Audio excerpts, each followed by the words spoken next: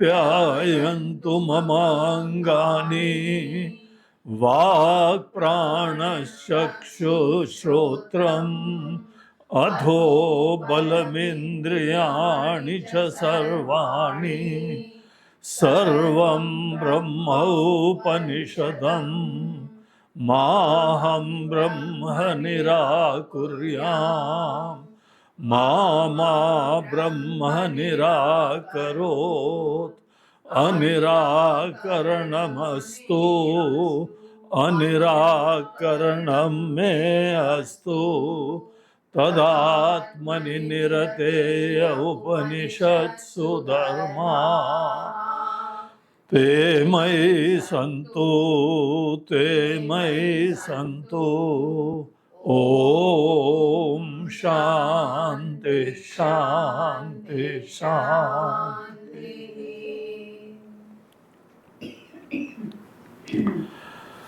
हरि ओम। आइए पहले हम लोग तीसरा और चौथा मंत्र चैंट करते हैं, फिर आगे प्रवचन में प्रवेश करेंगे। न तत्र चक्षुर्गच्छति न वाग्गच्छति नो मनो न विद्मो न विजानीमो यथैतदनुशिष्यात्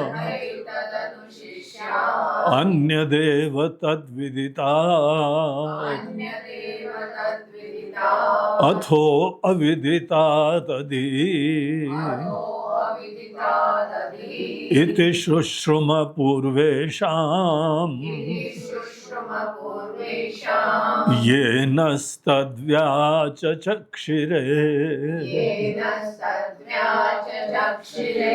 यद्वाचा अनभ्युदितं येन वागभ्युद्यते तदेव ब्रह्म त्वं विद्धि नेदं यदिदमुपासते।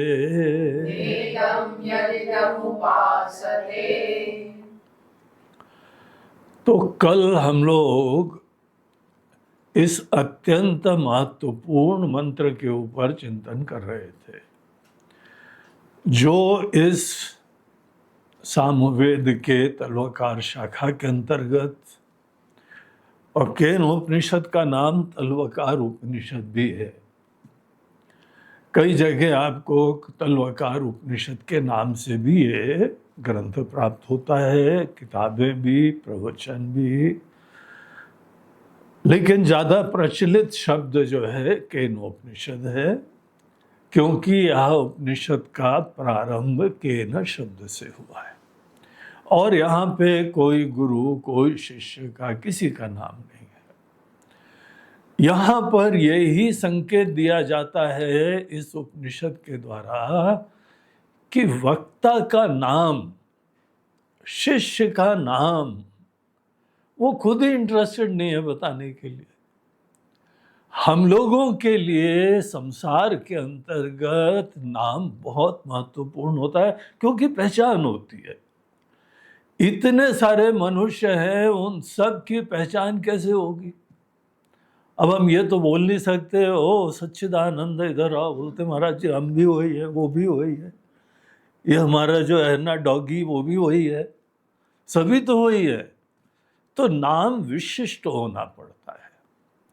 नाम बाकी सब चीज़ों का निषेध करके किसी की तरफ ध्यान आकर्षित करे, ये नाम का प्रयोजन होता है। हम अपने आप को नाम मात्र से न जाने, ये विवेक हमारे अंदर होना चाहिए। अन्यथा नाम का कोई बहुत ज़्यादा महत्व नहीं है। व्यवहार में है, कहीं पर भी आप जाओगे बोलेंगे निकालो आधार कार्ड, नहीं हमारा तो नाम ही नहीं है, कोई रूप ही नहीं है, कोई हमारा जो है विकार ही नहीं है। तो बोलते हैं किसको पकड़ लाया यहाँ पे, हमारे ऑफिस में टाइम वेस्ट कर रहे हो, हमको निकालो इसको बाहर। तो नाम रूप यहाँ आवश्यक है। आपकी पहचान है, बल्कि आपको अपने नाम रूप के प्रति स्वाभिमान होना चाहिए। आपके कुल का सूचक है, आपके धर्म का सूचक है, आपकी परंपरा संप्रदाय का सूचक है। इसीलिए ये तो चीजें हमारे लिए खुशी की बात है। हमारे गुरुदेव ने हमको नाम दिया कि ठीक है बेटा, आज से तुम आत्मानंद सरस्वती कहलाओगे। अब उस दिन से जो नाम पकड़ा है हमने, हाँ, दुनिया में चारों तरफ बता दिया कि हम यही है। हाँ, दिल में जानते हैं कि हम कुछ और है। दिल में जानते हैं कि हमको जो सन्यास के समय ही गुरुदेव ने मंत्र दिया था कि वो तत्वमसी, वो ब्रह्म स्वरूप तत्व ही तुम हो, इसी के अंदर रमते रहना है और यही ज्ञान तुमको सबको देना है। तो नाम का जो है एक रिलेटिव रोल होता है, लेकिन यहाँ पर संवाद एक गुरु शिष्य का चल रहा है और बहुत सूक्ष्म तत्व के बारे में चल रहा है। इसीलिए न शिष्य का नाम पता लग रहा है, न गुरु का नाम पता लग रहा है। तो उपनिषद का नाम क्या होगा? केन उपनिषद। तो ये केन से चालू हुआ, इसीलिए नाम इसका केन उपनिषद। तल्वकार शाखा के अंतर्गत आया, इसीलिए तल्वकार उपनिषद। तो यहाँ पे जो है वो प्रश्न पूछा गया था, महाराज जी हमारी ये जड़ इंद्रियां हैं, प्रकृति से बने हुए गुणों के द्वारा हमारा शरीर, इंद्रियां, प्राण, मन, सब चीजें हमने जो भी आप ही लोगों से सुना है कि सब प्रकृति के द्वारा बने हुए हैं। लेकिन ये तो बड़े जीवंत हैं, कार्य कर रहे हैं। के नेशितम पतति प्रेषितम मनः, के न प्राण प्रथम प्रहित युक्त। तो किसके द्वारा हमारे या मन, इंद्रियां, प्राण ये काम कर रहे हैं? ये प्रश्न पूछा, उसके बाद प्रश्न पूछने के बाद शांत हो जाना चाहिए। नहीं तो किसी लोगों को प्रश्न का मौका दो तो उनके प्रवचन चालू हो जाता है।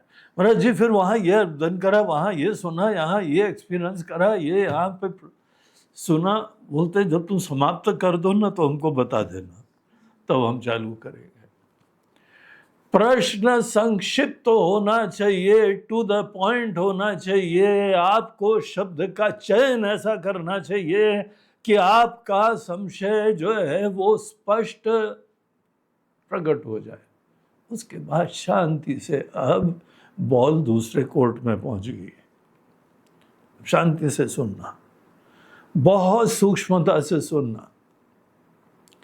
तो यहाँ इतनी बात बताने के बाद ये जो है गुरुजी महाराज जो थे, जो ऋषि थे, उन्होंने बोला कि देखो जो तुम प्रश्न कर रहे हो ना, वो काफी सूक्ष्म विषय है, जटिल विषय है। दरअसल शब्द प्रवृत्ति हेतु से परे है। शब्द की प्रवृत्ति होती है, शब्द का प्रयोग होता है, और जहां तक शब्द की प्रवृत्ति होती है वही चीज डायरेक्टली शब्दार्थ के द्वारा रिवील होती है। तो यहां पे जो चीज तुम जानना चाहते हो वो शब्द प्रवृत्ति हेतु से रहित है। इसीलिए हम बता रहे हैं यहीं पर है, इसी जगह है, हियर एंड नाउ। अनेकों बार हम लोगों को लक्षण आत्मा के, ब्रह्म के प्रदान करे जाते हैं, जो सब प्रकाश है, स्वतः सिद्ध है। शास्त्र प्रमाण भी हमको ब्रह्म के लिए, आत्मा के लिए नहीं चाहिए होता है। तो आत्मा को अप्रमेय कहा जाता है। अप्रमेय उसको कहा जाता है जिसके लिए कोई प्रमाण का प्रयोग ही नहीं हो सकता है। बोलते हैं महाराज जी हम तो आज तक समझते आए थे वेदांतो नामो उपनिषद प्रमाणम, ये वेदांत शास्त्र, ये उपनिषद, ये प्रमाण है। बोलते हैं बिल्कुल प्रमाण है, इसमें भी कोई शंका नहीं है। लेकिन वो प्रमाण आत्मा को रिवील करने के लिए नहीं होते हैं, ब्रह्म को रिवील करने के लिए नहीं होते हैं। इसीलिए ज्ञान से पहले हमको प्रमाण के बारे में बहुत गहराई से चिंतन करना चाहिए। जितने भी वेदांत में प्रमाण माने जाते हैं, षट प्रमाण, जिसके अंदर बाकी सब प्रमाण तो दृश्य दुनिया के बारे में है, प्रत्यक्ष अनुमान आदि, लेकिन आत्मा के लिए शब्द प्रमाण प्रयोग होते हैं। और जी ये तो प्रमाण है ना, बोलते हैं प्रमाण तो है लेकिन तो भी आत्मा अप्रमेय है। तो जी बेकार हो गया फिर तो काम, ये तो आपने कचरा कर दिया। नहीं, आपने नहीं कचरा करा, लेकिन ये शब्द ने कचरा कर दिया। दरअसल शास्त्र का जो प्रयोजन होता है, आत्मा तो सबको पहले से पता है। आप अपने आप को जानते हैं, उसके उपरांत ही मोहित भी बाद में होते हैं। रज्जू का ज्ञान होता है, कुछ ना कुछ पढ़ा है, तब जाके सर्प का भ्रम होता है। पूर्ण अज्ञान होगा तो भ्रम भी होगा क्या? भ्रम भी नहीं होगा, कल्पना भी नहीं होगी। इसीलिए एक हमको सामान्य ज्ञान आत्मा का हो रहा है, हमारे आने से पहले हो रहा है, जन्मजात हो रहा है। जब से तुम्हारा अंतःकरण मन प्राप्त हुआ है तब से मैं का ज्ञान हो रहा है। लेकिन क्योंकि हमको पता नहीं है, क्योंकि वो अज्ञान के द्वारा आच्छादित है, हमारी बुद्धि में वो नहीं छुपा हुआ है, लेकिन हमारी बुद्धि में हमको पता नहीं है। इसीलिए उसके बाद से हमने अनेक कल्पना करनी चालू करी। जो भी संभावना थी हमने उन संभावनाओं को पकड़ा, कहीं पे कुल से पकड़ा, कहीं देश से पकड़ा, कहीं धर्म से पकड़ा, कहीं शरीर से पकड़ा, कहीं मन से पकड़ा। तो यही शरीर मन बुद्धि, ये बॉडी माइंड इंटेलेक्ट, इन चीजों के साथ हमने जो है एक रिश्ता बना लिया, तादात्म्य कर लिया। अब फॉर ऑल प्रैक्टिकल पर्पस हम तो यही शरीर आदि हो गए।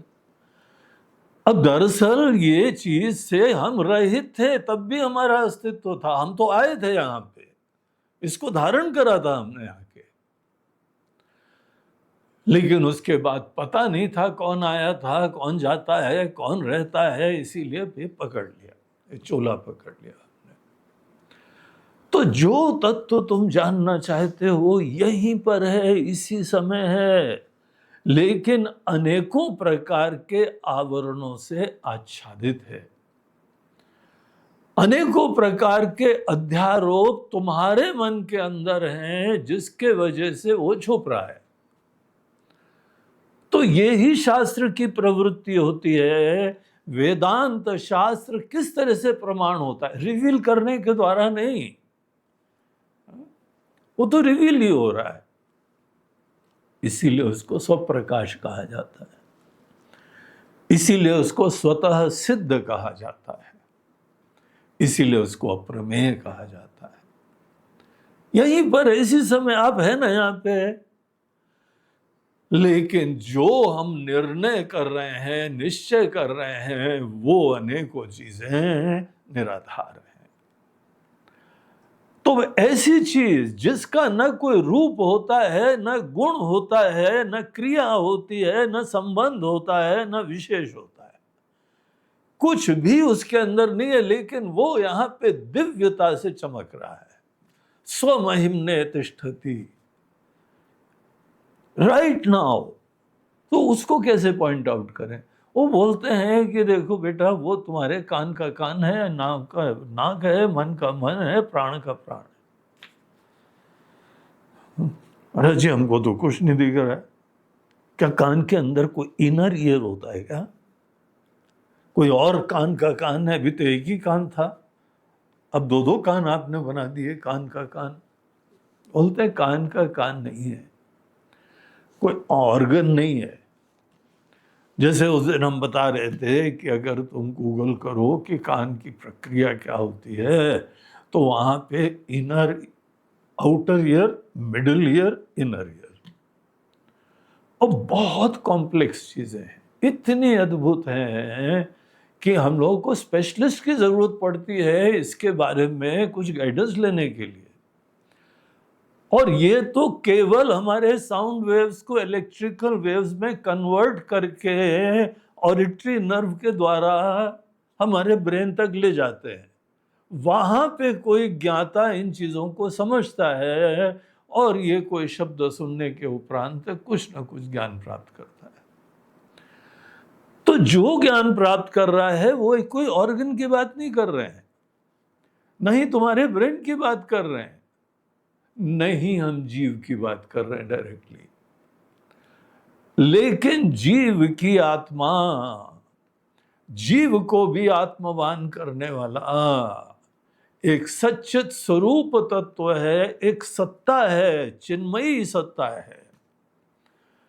वो चिन्मयी सत्ता यही है, इसी जगह है, उसी के द्वारा केनेषितम पतति प्रेषितम मनः। मन किसके द्वारा प्रेरित होता है, किसके इच्छा से इच्छित होता है, तो बोलते वो यही है। लेकिन वो अपने आप में कोई शब्दों के द्वारा बताया नहीं जा सकता है। इस मंत्र के द्वारा उन्होंने फिर आगे और स्पष्ट करते हुए कहा, न तत्र चक्षुर गच्छति न वाक् गच्छति नो मनः। न जो है वो हमारी वाणी वहां तक पहुंचती है, न तत्र चक्षुर गच्छति, तुम्हारी अनुभूति नहीं हो सकती है, तुम्हारा मन नहीं ग्रहण कर सकता है। देखो ये बहुत अच्छे कारण है। हमारी बुद्धि है, हमारा मन है, हमारी इंद्रियां हैं, हमारे सब वाणी है, बहुत अद्भुत से दिव्य चीजें हैं। जितने हमारे साहित्य हैं, शास्त्र हैं, सब शब्दमयी हैं और कितने अद्भुत कम्युनिकेट करते हैं। लेकिन यहां पर हमारी वाणी वहां तक नहीं पहुंचती है। तो इसीलिए ये बात पहले निश्चय करो। अगर ये निश्चय करोगे तो संभवतः तुम उस लक्ष्यार्थ को पकड़ लोगे, अन्यथा वाच्यार्थों में ही फंसे रहोगे। अनेकानेक शब्दों की जो मीनिंग होती है बस उसी में खेलते रहोगे। तो न तत्र चक्षुर गच्छति न वाक् गच्छति। जो वाणी बता रही है बहुत अच्छी अच्छी चीजें हैं, मंत्र हैं, श्लोक हैं, वेद हैं, अनेकों प्रकार की प्रवचन हैं, सब बड़ी अच्छी दिव्य एनलाइटनिंग चीजें हैं। लेकिन समझ लो बहुत स्पेशलाइज्ड वे में यूज होती है, डायरेक्टली कुछ भी वो तत्व को रिवील नहीं करती। शास्त्र को पढ़ना इसीलिए गुरुमुख से संप्रदाय के अंतर्गत ही पढ़ा जाता है। कोई नहीं सीधे पढ़ पाता है, अपने आप किताब लेके समझ भी नहीं सकते हो। तो यहां देखो श्रुति खुद बोल रही है, न वाक् गच्छति नो मनः। मन के द्वारा भी तुम उस चीज को विजुअलाइज, अनुभव नहीं कर सकते हो। क्यों? क्योंकि देखो ये सब चीजें बनाई गई हैं दृष्टि चीजों को जानने के लिए। किसी भी अनुभूति में एक दृश्य होता है, दृश्य है, दूसरा दृष्टा है, हम हैं, सब्जेक्ट है। हमारे पास जितने संसाधन हैं वो सब दृश्य चीजों के लिए बनाए गए। जब हम उनका निषेध कर रहे हैं तो क्या बचता है? सब्जेक्ट बचता है, हम बचते हैं। और इसी मैं के बारे में अनेकानेक हमारे अंदर धारणाएं हैं, भ्रम है, हम उसी का निषेध कर रहे हैं। तो बोलते हैं कि अगर कोई आग्रह करता है कि नहीं महाराज जी आप बता सकते हैं, आप ही के मुख से सुनेंगे, आप बता देंगे, हम समझ जाएंगे। आप जैसे बताने वाला, हमारे जैसा सुनने वाला, क्या योग बना है? यत्र योगेश्वरो कृष्ण यत्र पार्थो धनुर्धरः, वही योग बन गया महाराज जी आज तो। आप बताएं और हम समझ ना पाए, ऐसा क्यों? आप बताइए ना। बोलते हैं न विद्मः न विजानीमः, ना हम जानते हैं ना हम बता सकते। सॉरी, कहीं और डायल करो जाके, यहाँ नहीं बता सकते। किसी भी ऐसे विषय को एक अनुभव करता, एक ज्ञाता अपने से पृथक किसी चीज को जाने, हमारी दृष्टि में दैट इज नॉट इट। वो तत्व नहीं है। तो इसीलिए दृष्टि ही बदलो। बोलते हैं, हमको एक याद आता है, हमारे गुरुदेव ने हमको बताया था, वही सूत्र तुमको देते हैं। बहुत अच्छा विचार है, वाक्य है, याद रखना उसको। अन्य देव तद विदितात अथो अविदितात अधि। अन्य देव तत् विदितात, जो कुछ भी जान सकते हो, न तत्, वो तत्व नहीं है। अन्य देव, उससे कुछ डिफरेंट है। ये काम का होगा, सहायक होगा, पॉइंटर होगा, लक्षणा होगी, कुछ भी होगा, but this is not it. ये वो तत्व नहीं है। तुमने आज तक जितना भी जाना है, अभी तक तुमने ब्रह्म को नहीं पकड़ा है। शब्द तो सुने हैं ना, शब्द सुने हैं, ग्रंथ पढ़े हैं, अनेकों प्रकार की अनुभूतियां प्राप्त करी हैं, बड़ा आनंद आया है, ये सब विदित की श्रेणी में है। तुम्हारे लिए अनुभव का विषय है ये सब, तुम जानते हो, यू एज एन एक्सपीरियंसर।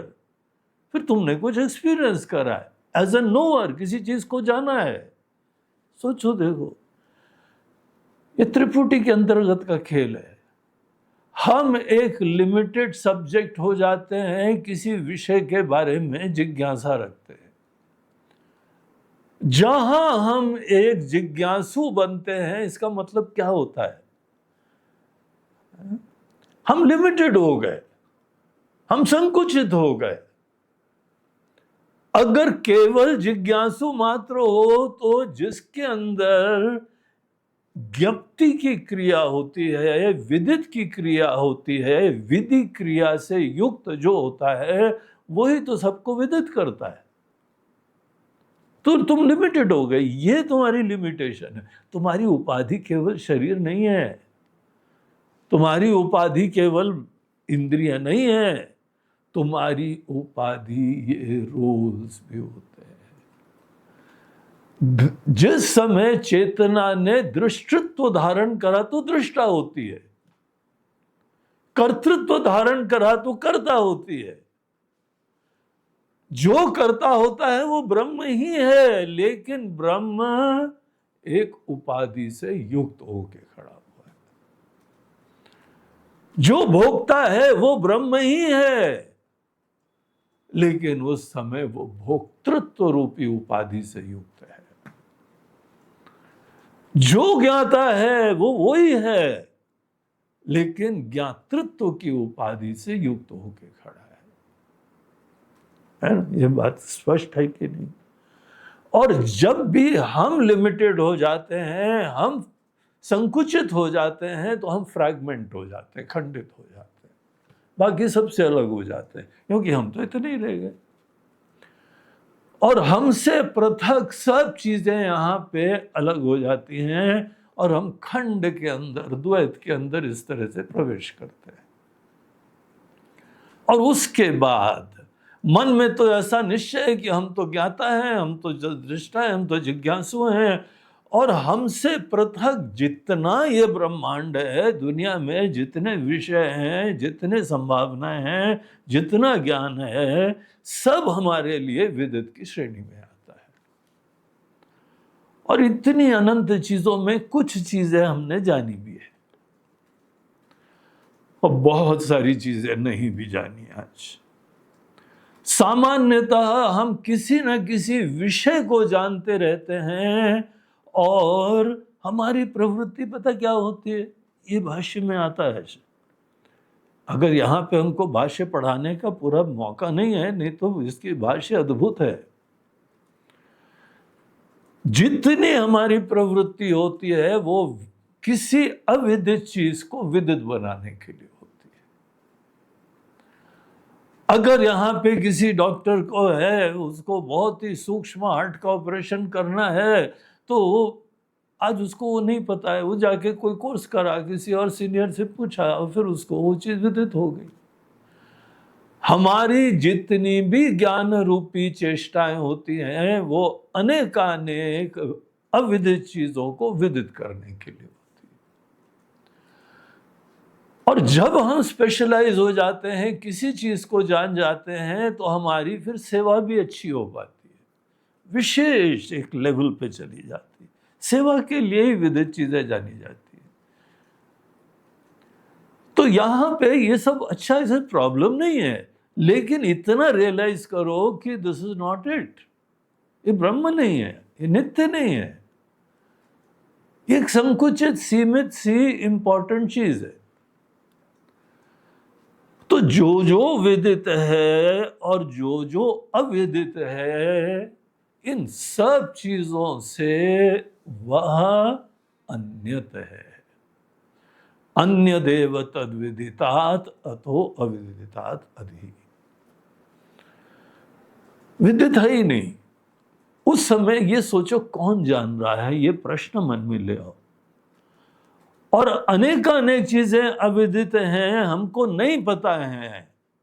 दुनिया भर की भाषाएं हमको नहीं पता है, अनेकों साइंस के जो है फील्ड्स में हमको नहीं पता है, हमको एक साइंस के बारे में भी नहीं अच्छी तरह पता है, सत ही थोड़ा बहुत हमको किसी चीज का ज्ञान है।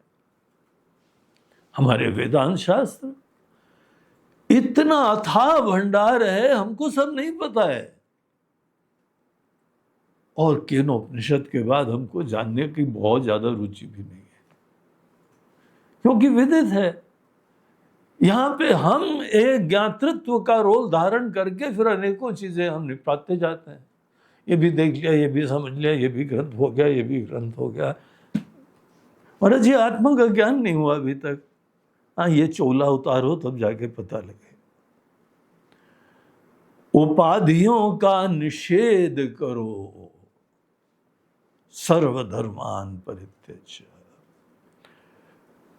नीति नीति तुम ये नहीं हो, ये जानो। जहां तुमने इन चीजों का निषेध करा, अन्य देव तद्विदितात, जो कुछ भी आज तक जाना है उससे अभी तक का कोई फायदा नहीं हुआ है, तो जस्ट कीप इट असाइड। उसको किनारे करो, ना उसके बारे में अभिमान, ना उसके बारे में दीनता। और अनेक अविदित चीजें हैं, उसके बारे में सामान्यतः आकांक्षाएं हुआ करती है, प्रेरणाएं हुआ करती है। हाँ, कितना हमको जानना है जीवन में, आज नहीं जब पता है, नहीं आज नहीं पता है, तो वह अविदित के अंतर्गत आता है। और यहाँ पे ये हमारे गुरुजी महाराज बोलते हैं कि अविदित के अंदर, इस घोर अंधकार के अंदर, पूरी दुनिया के अनंत अनंत विषय उसमें विराजमान है। हो सकता है काम के हो, कोई टेक्नोलॉजी डेवलप कर ले, कोई कुछ ना कुछ प्राप्त कर ले, लेकिन ब्रह्म नहीं है वो शाश्वत तत्व नहीं है। अन्य देव तद्विदितात अथो अविदितात अधि।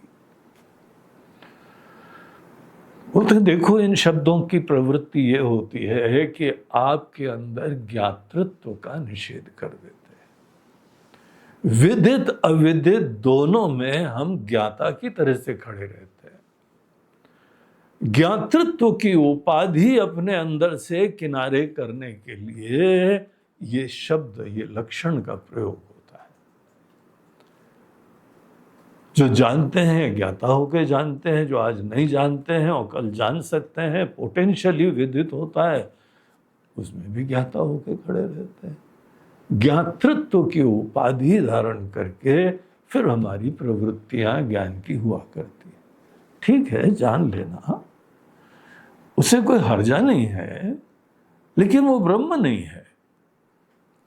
तुमको अगर ब्रह्म का ज्ञान प्राप्त करना है तो विदित अविदित को किनारे करके कुछ भी जानना नहीं है हमको, केवल तुम हो के स्थित रहो। कुछ नहीं जाना। महाराज जी, हमको तो ज्ञान प्राप्त करना है, मोक्ष प्राप्त करना है, आत्मा का ज्ञान, ब्रह्म का ज्ञान प्राप्त करना है।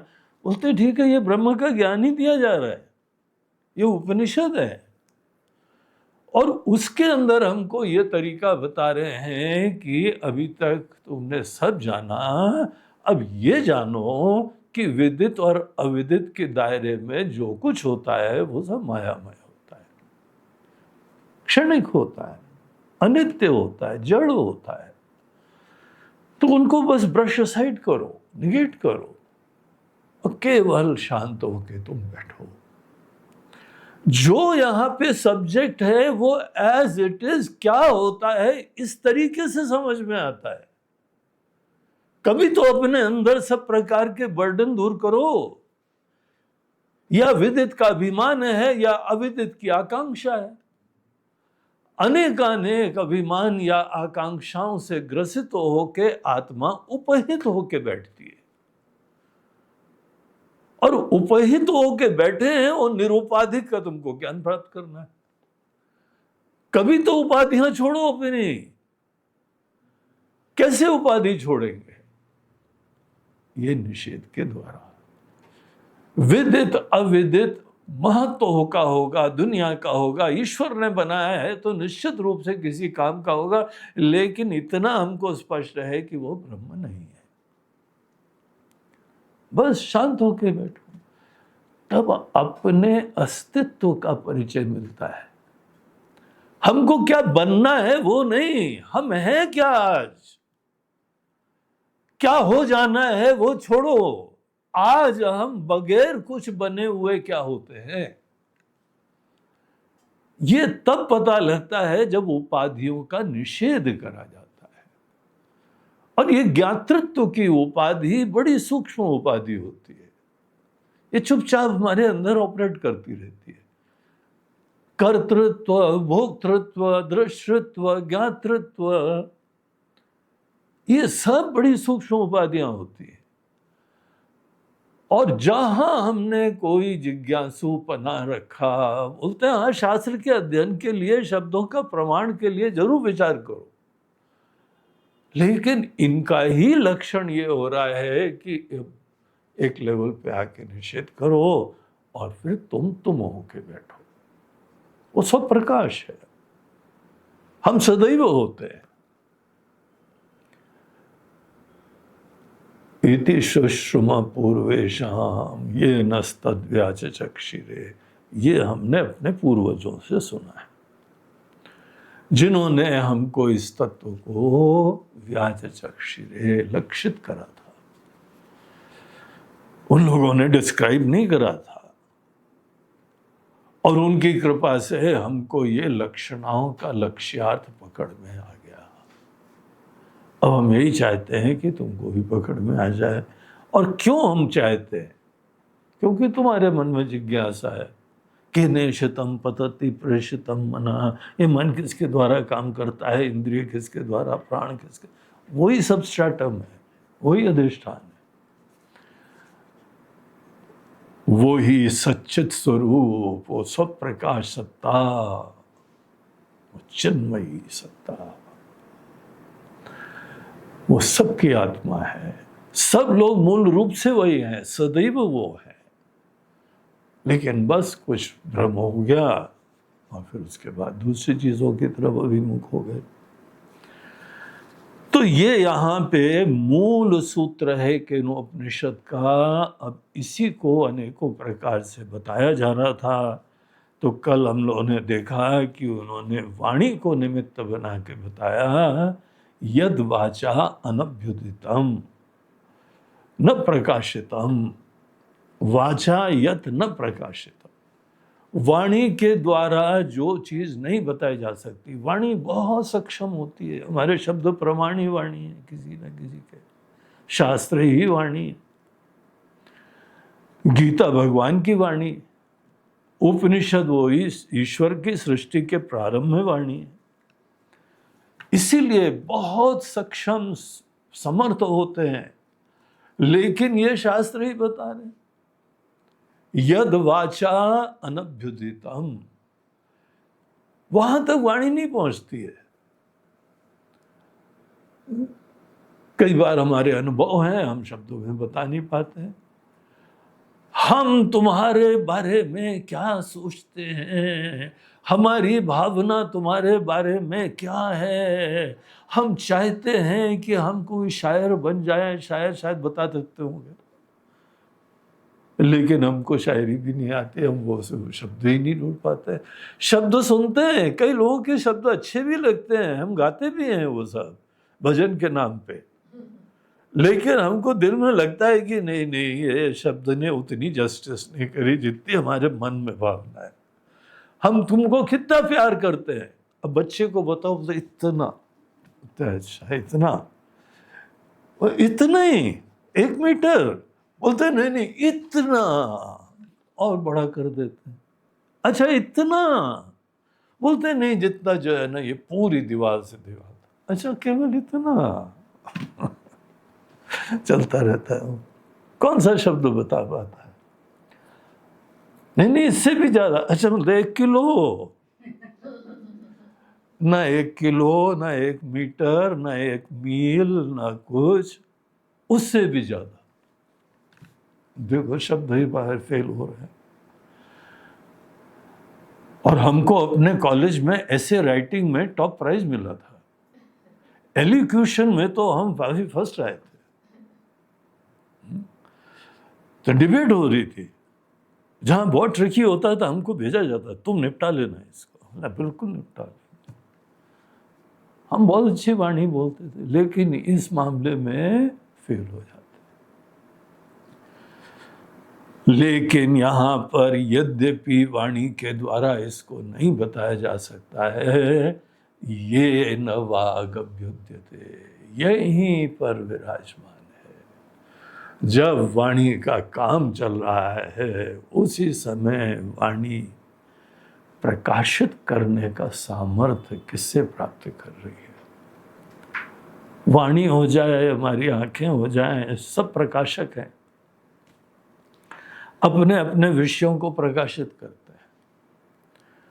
तो ये बड़े अद्भुत प्रकाशक हैं, देव हैं ये, लेकिन ये जो है उस तत्व को प्रकाशित नहीं कर सकते, मगर उसके वजह से उधार मांग के प्रकाशित करते रहते हैं। तो ये लक्षणा हो गई, किसके द्वारा वाणी हमारे अंदर अनेकानेक चीजों को प्रकाशित कर रही है? वो चेतना है, जीवंतता है, कॉन्शियसनेस। अब नाम बोलो, नाम से काम नहीं बनता है, क्योंकि हमने कॉन्शियसनेस बोल दिया। अब कॉन्शियसनेस वर्ड का कॉनोटेशन किसी के अंदर कुछ और ही है। हम सब अच्छा समझ गए गुरुजी, थैंक यू वेरी मच, आपने हमको आज जो है ना वो ज्ञान दे दिया, ब्रह्म ज्ञान हो गया हमको। क्या हो गया? कॉन्शियसनेस ही है ना। तो कॉन्शियसनेस, वो मैनिफेस्टेड कॉन्शियसनेस को भी कॉन्शियसनेस बोलते हैं। और मैनिफेस्टेड कॉन्शियसनेस षड विकारवान होती है, एक दिन आती है फिर रहती है, चली जाती है। जन्म होता है, मरण होता है, ये सब मैनिफेस्टेड उपहित चेतना का ही तो होता है। अब हम अनुपहित चेतना की चर्चा कर रहे हैं, वो महाराज उपहित चेतना को पकड़ रहे हैं। तो शब्द वहां तक नहीं पहुंचते हैं। अगर तुम डिक्शनरी लेके बैठोगे तो सब शब्द फेल हो जाएंगे, लेकिन शब्द आज इतने समर्थ बने हुए हैं कि अपने जड़ विषयों को, मायामय विषयों को तो कम से कम प्रकाशित कर देते हैं। तदेव ब्रह्म त्वं विद्धि, उसको तुम ब्रह्म जानो। नेदम यदिदम उपासते, न कि जो तुम्हारे लिए ग्राह्य है, उपास्य है, बहुत ही जो है दिव्य है, गुणवान है, समर्थ है, तभी तो कोई उपास्य बनता है।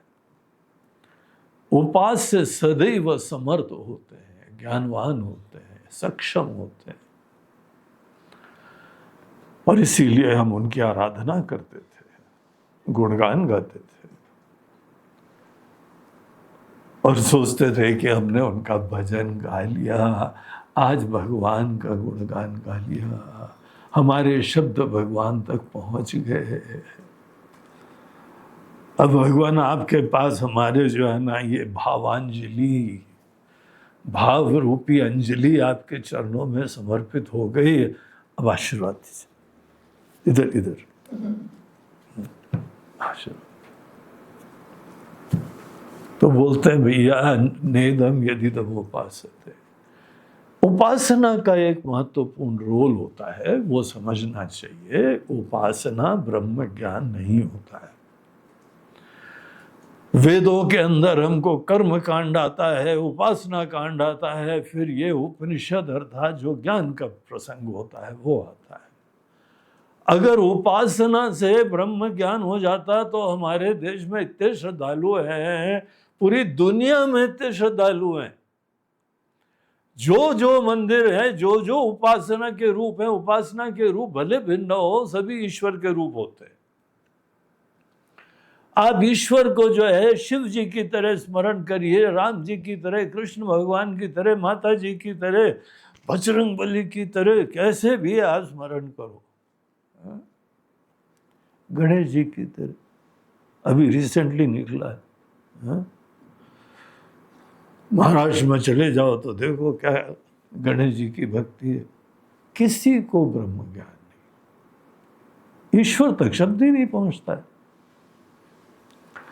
यहां श्रुति खुद बोल रही है, नेदम यदिदम उपासते, जिसकी हम उपासना कर रहे हैं वो कभी ब्रह्म नहीं होता है। ब्रह्म सदैव ज्ञान का विषय होता है, और सोपाधिक ब्रह्म, उपाधि से युक्त ब्रह्म उपासना का विषय होता है।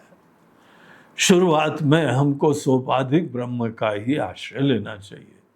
ग्राह्य है, बहुत अद्भुत ज्ञान, गुण, सामर्थ्य से युक्त हैं, जिसकी उपासना हम करते हैं हम वैसे ही हो जाते हैं। तो इस तरीके से उपासना अवश्य करनी चाहिए। पात्रता लाने के लिए, गुण लाने के लिए उपासना सत्संग का सर्वोत्कृष्ट पर्याय होता है। भगवान से ज्यादा अच्छा जो है संग हमको किसका मिल सकता है? सर्वज्ञ सर्वशक्तिमान है, सर्वगुण संपन्न है। जितना उनमें रमोगे उतना ज्यादा ज्ञान की प्रेरणा, गुण, भावना, सब चीजें होती है। इसीलिए हमारे शंकराचार्य जी ने भी स्तुतियां लिखी हुई हैं, अनेकों प्रकार की रचनाएं रखी हैं। तो ये उपासना का रोल होता है। क्या रोल होता है बस ये समझना होता है। अनेकों प्रकार के साधना, सब साधनाओं का महत्व होता है, लेकिन लिमिटेड रोल होता है। अंततः सब साधनाओं का निषेध होता है, और तब जाके वो तत्व रिवील होता है। तो जैसे ये वाणी के बारे में यहां बताया, अब अगले मंत्र में मन को निमित्त बना के ये बात बताते हैं। तो पांचवा मंत्र आता है, यन मनसा न मनुते ये नाहुर्मनोमतम तदेव ब्रह्म त्वं विद्धि नेदम यदिदम उपासते यन मनसा न मनुते। बहुत सूक्ष्म से सूक्ष्म मन भी न मनुते, उसको समझ नहीं सकता है, ग्रहण नहीं, अनुभव नहीं होता है।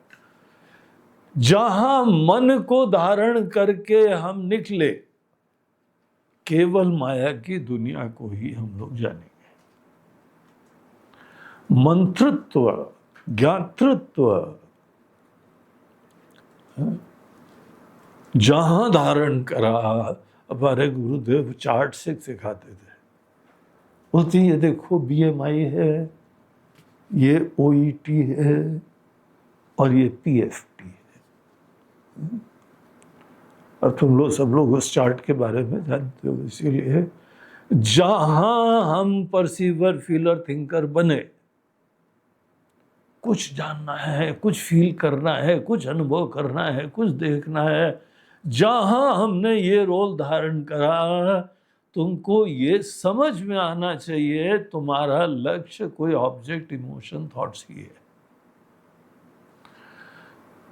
तुम्हारा गंतव्य, तुम्हारा संकल्प कोई न कोई विशिष्ट प्रकार का विषय का अनुभव होगा, उसकी संवेदनाएं होंगी, या उसके बारे में कुछ समझ प्राप्त हुई।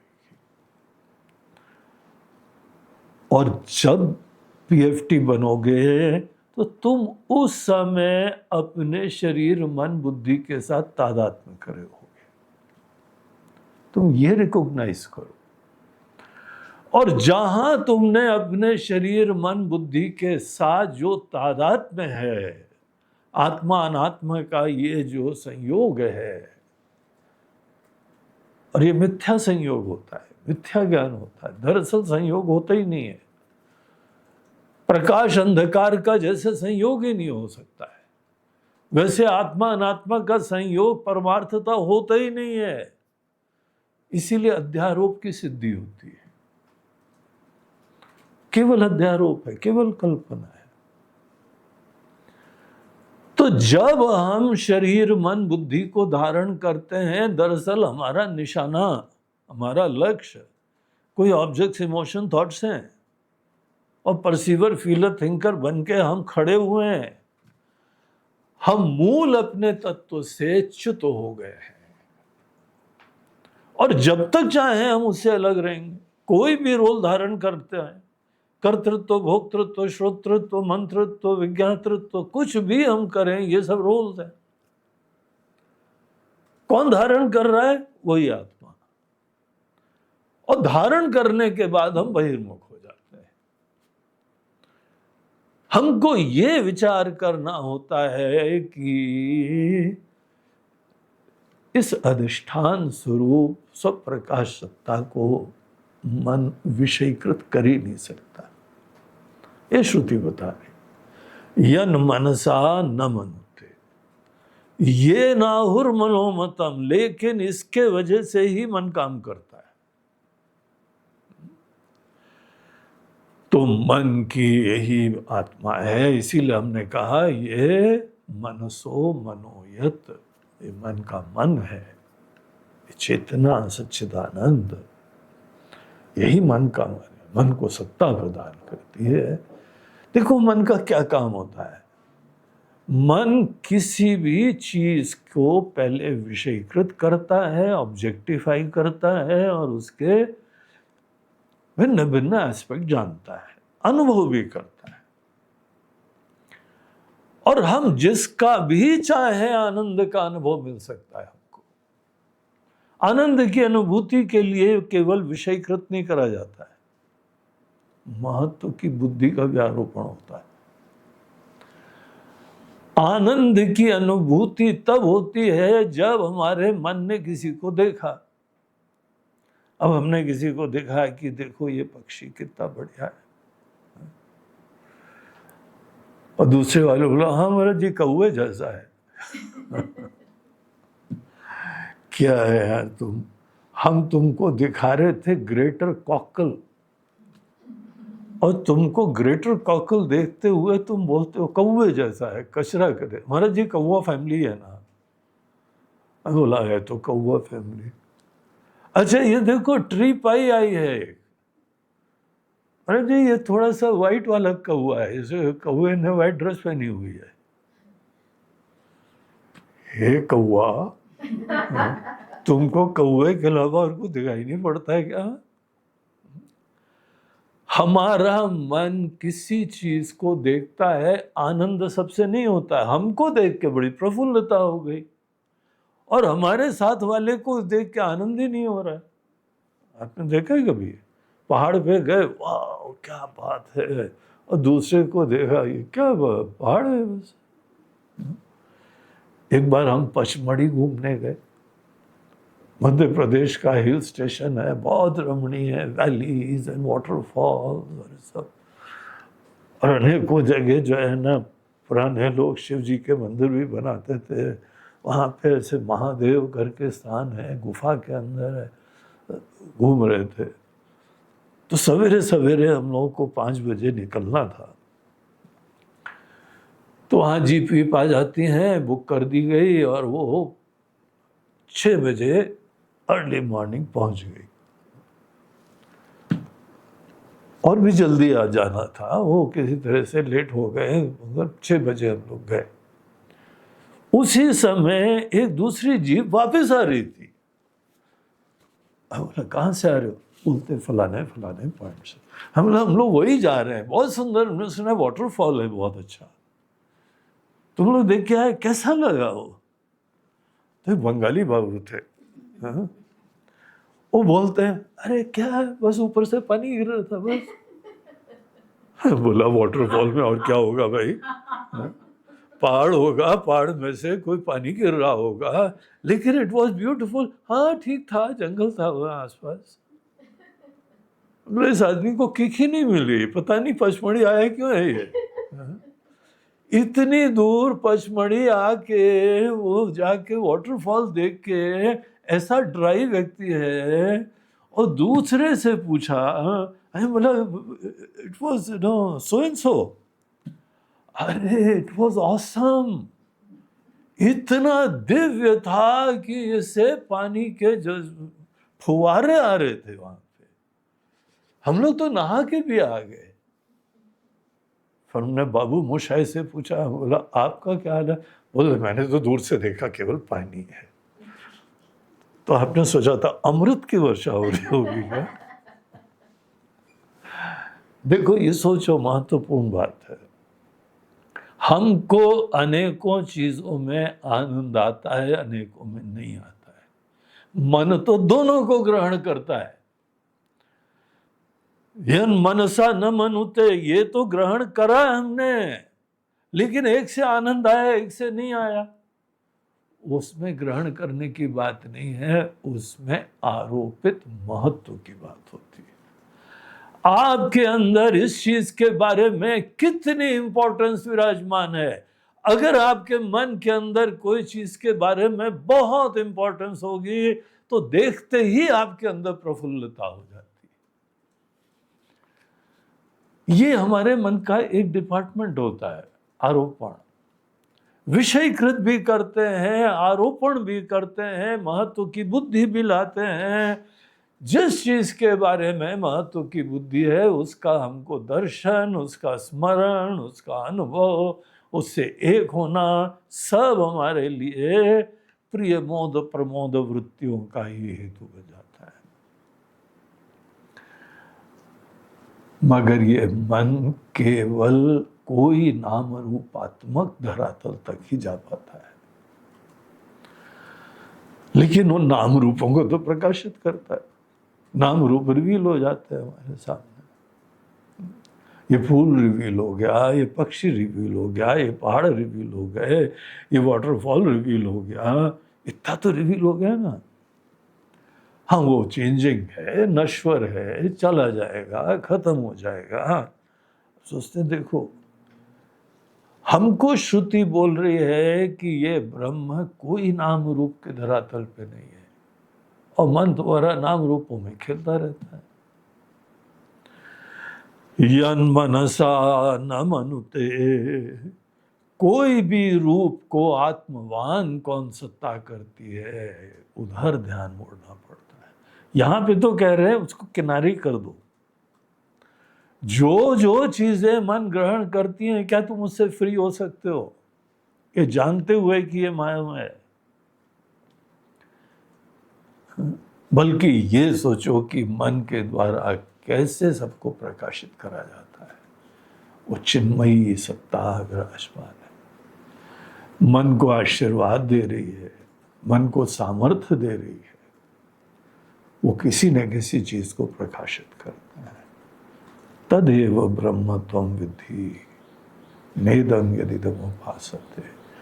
बाहर कोई महान दिव्य चीज तुम देख रहे हो, वो ब्रह्म नहीं है,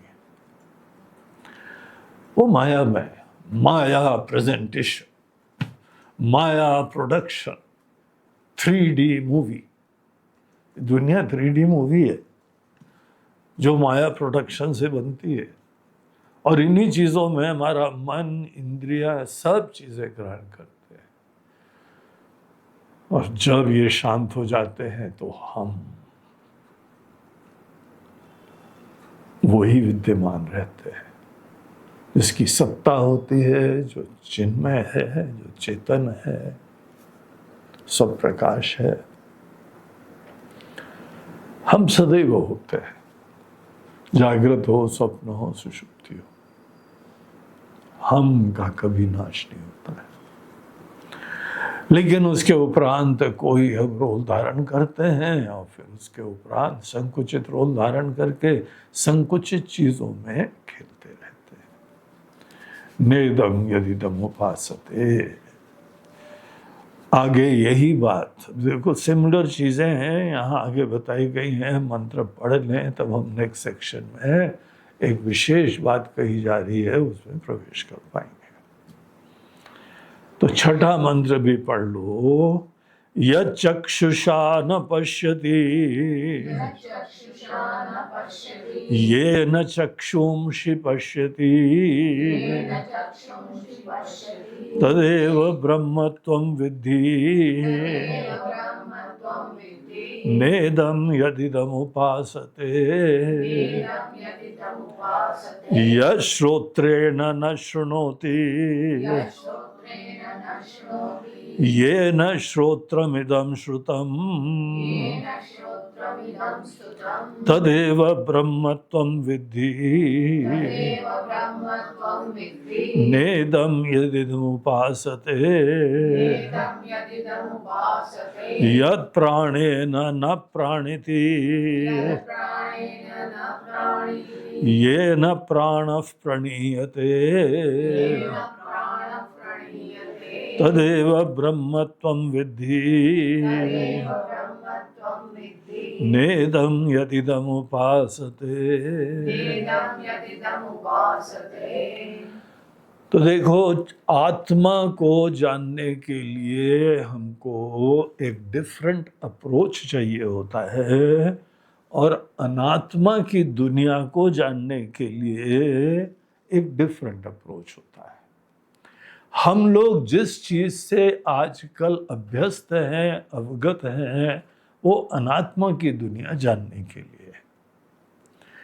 इसीलिए जितना कुछ जाना है वो सब जड़ पदार्थ हैं, सब लिमिटेड चीजें हैं। हाँ, सुंदर हैं, भगवान ने बनाई हैं, माया से बनाई हैं, काम की हैं, व्यवहार में उपयोगी हैं, ये कोई नहीं बोलता है कि नहीं है।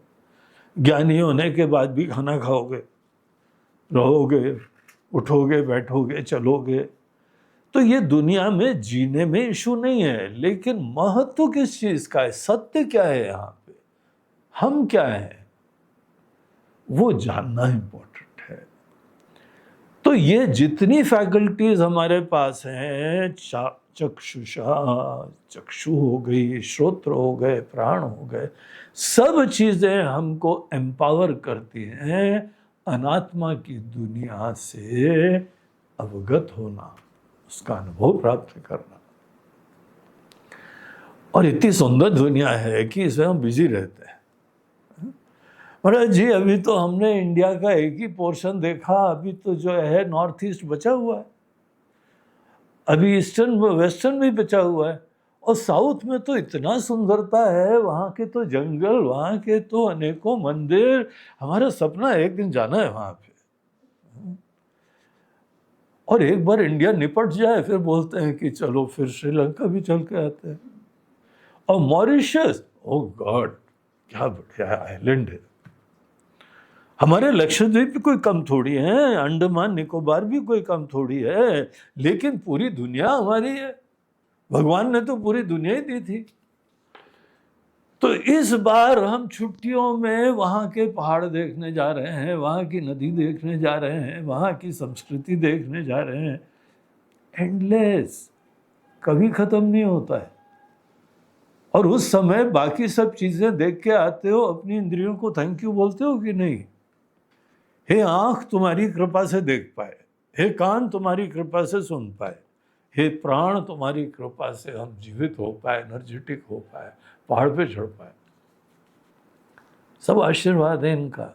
दुनिया भी अच्छी है, संसाधन भी अच्छे हैं, फैकल्टीज भी अच्छी है, लेकिन ये सब बनाए गए हैं अनात्मा पदार्थों की दुनिया का अनुभव प्राप्त करने के लिए। जिसके वजह से ये सब काम कर रहे हैं, जो इनको सत्ता दे रहा है, जो स्फूर्ति दे रहा है, जो चेतना दे रहा है, जो जीवंतता दे रहा है, वो ज़्यादा फंडामेंटली इंपॉर्टेंट चीज़ है। तदेव ब्रह्म तुम विद्धि, उसको जानो, न कि बाहर की सुंदर नजारे देखते रहे। नजारे अच्छे हैं, बढ़िया है, रंगीन है, टेस्टी भी है? लेकिन ये सब सत्य नहीं है, शाश्वत नहीं है। अगर कोई शाश्वत तत्व को जानने के लिए सिंसियरली इंटरेस्टेड होता है, उसके लिए ये लक्षण काम के हैं। तो यही आंख के बारे में आंख बहुत सुंदर चीजें दिखाती है, लेकिन साथ साथ उसको नहीं देख सकती। जो हम लोग मंदिर में भगवान का रूप देखते हैं, भगवान खुद बोलते हैं प्रकृतिम स्वाम अधिष्ठाय संभवामि आत्ममाया, अपनी माया से प्रकट हुए। जादुई शक्ति से हमने डंडा हिलाया और प्रकट हो गए, और तब से तुम इसी को पकड़े हुए हो, हमारे पास तक ही नहीं आते हो। सब माया के भक्त लोग हैं, तो मायामय चीजों को पकड़े रहते हैं, आंखें वहां तक नहीं पहुंचती है, क्योंकि जिसके वजह से आंख देख पा रही, इतना निकट है वो जानने का विषय।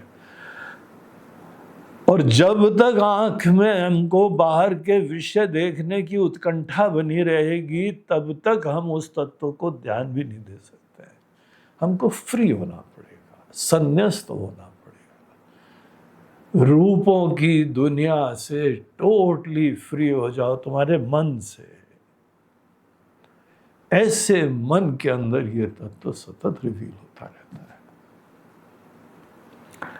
वो करना, यद श्रोत्रेण, बहुत सुनने को है, बहुत देखने को है, बहुत म्यूजिक है, सब चीजें। शब्द की दुनिया कितनी बढ़िया होती है। म्यूजिशियन तो एंडलेस कभी बोलते, बारंबार जन्म मिले हमको। हाँ? अब कोई भीमसेन जोशी, कोई शास्त्रीय संगीत वाले, इन लोगों को कभी समाप्ति होती क्या? अंतिम समय तक ये शब्द के अनेकों मैनिपुलेशंस देखते रहते हैं, राग देखते रहते हैं, अनुभव करते रहते हैं, बोलते बड़ी दिव्य चीजें हैं। आखिर ईश्वर ने जो कुछ बनाया है दिव्य होता है, लेकिन ये मत भूलो कि सब अनित्य होता है, जड़ होता है, माया प्रोडक्शन होता है। तो यश श्रोत्रेण न शृणोति, इसको सुन ही नहीं सकता है कान कभी, सुनने की जरूरत भी नहीं है। ये न श्रोत्रमिदं श्रुतम, जिसके वजह से सुन रहा है, तदेव ब्रह्म त्वं विद्धि नेदं यदिदं उपासते। फाइनली 8वें मंत्र में प्राण के संदर्भ में बोला, यत् प्राणेन न प्राणिति ये न प्राणः प्रणीयते, जिसकी वजह से प्राण संचारित हो पाते हैं, हमको ऊर्जावान कर पाते हैं, उसको ब्रह्म जानो। तो ये यहाँ पे लक्षण सभी समान प्रकार के थे, इसीलिए हम लोगों ने क्लब कर लिए, और अब इसके ऊपर थोड़ा चिंतन और होना है। फिर हम लोग, ये स्टूडेंट ने भी करा, अब हम लोग सब तय समझ गए ना, समझ कर आ रहे हैं, देखो क्या बात है, इजी है, very nice, Kenopanishad is great. तो ये स्टूडेंट भी समझ गया, तो स्टूडेंट समझ गया। फिर गुरुजी ने पूछा, हाँ बेटा समझ गए? महाराज जी आप बताएं, समझ ना पाए ऐसा थोड़ी हो सकता है। गुरुजी आज का प्रवचन बहुत अच्छा था।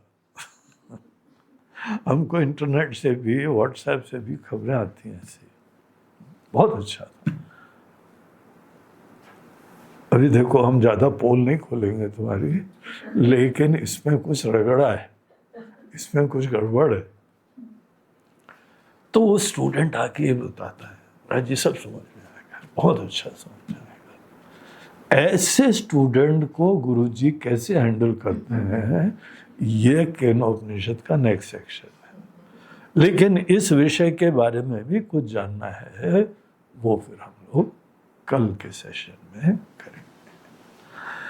ओम नमः पार्वती पतये, हर हर महादेव। आज का जो प्रवचन है वो एकादशी श्राद्ध के दिन रिलीज होगा,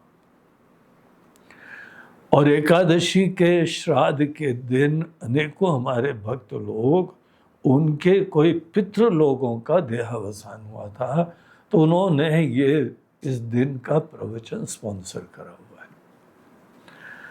तो जो जो स्पॉन्सर करते हैं उनका हम लोग कुछ चर्चा करते हैं। एक बॉम्बे के अविनाश दत्ता जी, अविनाश दत्ता जी की माता जी करुणा दत्ता, उनकी जो है आज श्राद्ध है, एकादशी की श्राद्ध है।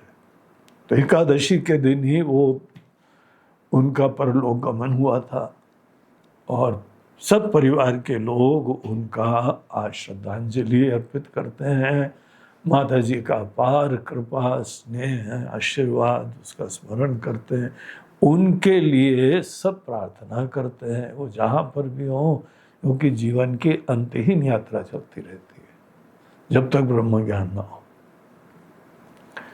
तो उस यात्रा के जिस पड़ाव में भी हो, हम ईश्वर से प्रार्थना करते हैं इतनी दिव्य जो है आत्मा थी, उनके ऊपर भगवान की कृपा बनी रहे। तो अविनाश जी की माता जी के लिए हम भी प्रार्थना करते हैं कि आपकी माता जी को सद्गति प्राप्त हो। फिर बम्बई के ही श्री सतीश शर्मा जी, उनके पिताजी ही श्री रतनलाल जी शर्मा, बड़े धर्म के प्रति आस्थावान थे, धर्मनिष्ठ थे, पौरोहित्य का काम भी करा करते थे, और गरिमामय व्यक्तित्व था। यहाँ आश्रम में भी पधार चुके हो। उनका भी देहावसान इसी एकादशी के दिन हुआ था, और उनके श्राद्ध आज परिवार के सब लोग आज के दिन मना रहे हैं।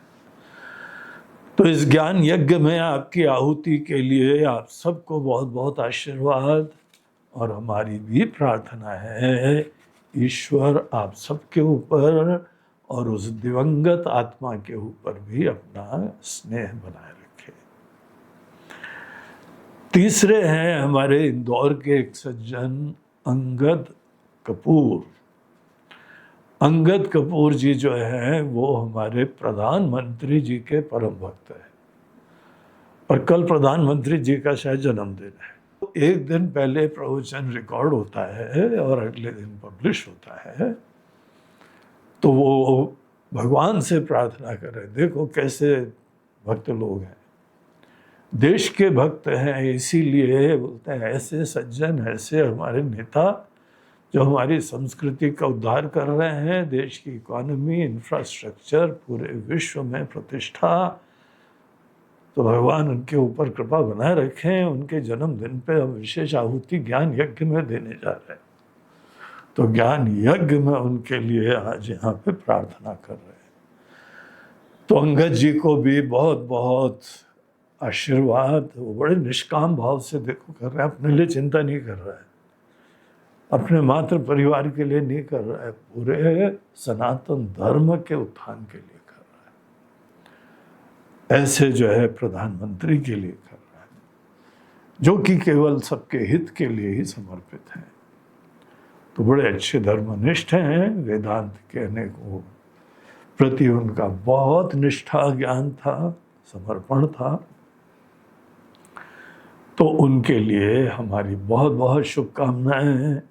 भगवान उनको स्वस्थता दें, दीर्घायु दें, और देश की ऐसी ही सेवा चलती रहे। ओम नमः पार्वती पतये हर हर नर्मदे हर